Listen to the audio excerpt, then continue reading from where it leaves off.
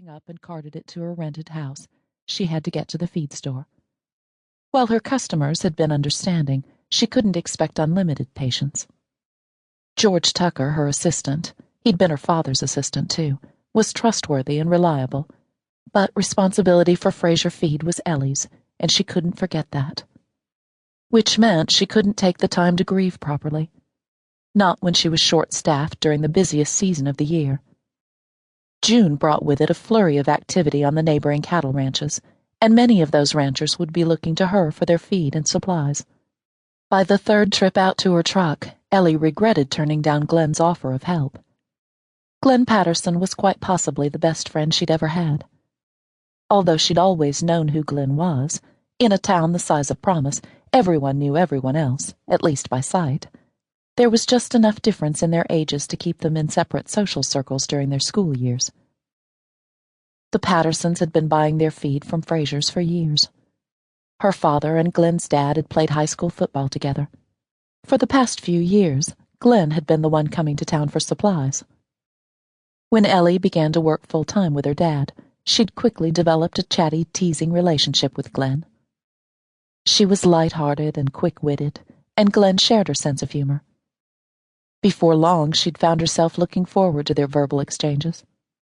These days, whenever he stopped by, Ellie joined him for a cup of coffee.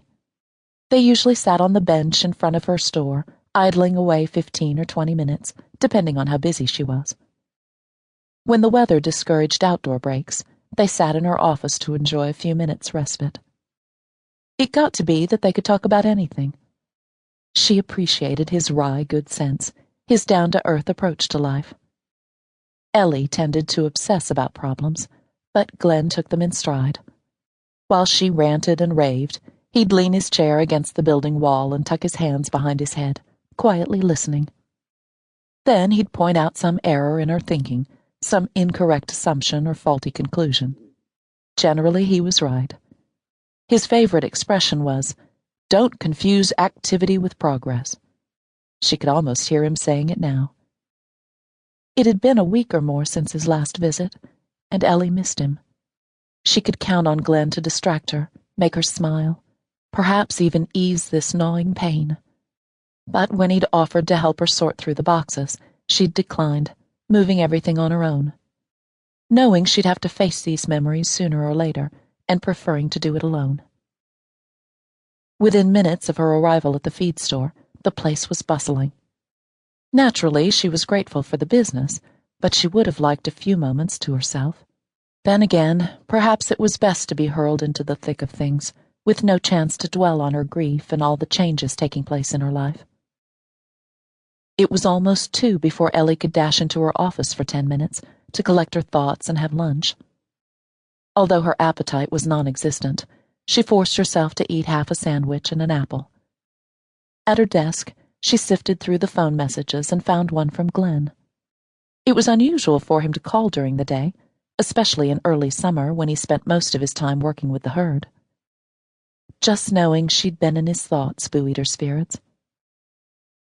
Since his parents had moved into town and opened the local bed and breakfast, Glenn and his older brother Cal had taken over management of the ranch. Thus far, they'd kept the spread operating in the black, doing whatever work they could themselves, and hiring seasonal help when necessary. In the last few years, they'd begun crossbreeding their cattle with Grady Weston stock. The phone rang, and thinking it might be Glenn, Ellie reached eagerly for the receiver. "Fraser Feed." "Ellie, I'm glad you answered. It's Richard Weston." If it couldn't be Glenn, then Ellie felt pleased it was Richard. He'd recently returned to Promise after a 6-year absence, and they'd gone out on a couple of dates before her father's condition worsened. "How are you?" Richard asked in a concerned voice. "Fine," she responded automatically, which was easier than confessing the truth. She just couldn't talk about her grief, her deep sense of loss. Maybe Glenn was the only person she could share that with, Ellie reflected. But not yet.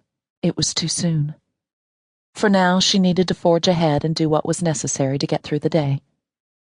"You've been on my mind a lot the last couple of weeks." "I appreciate your thoughtfulness, Richard. I really do."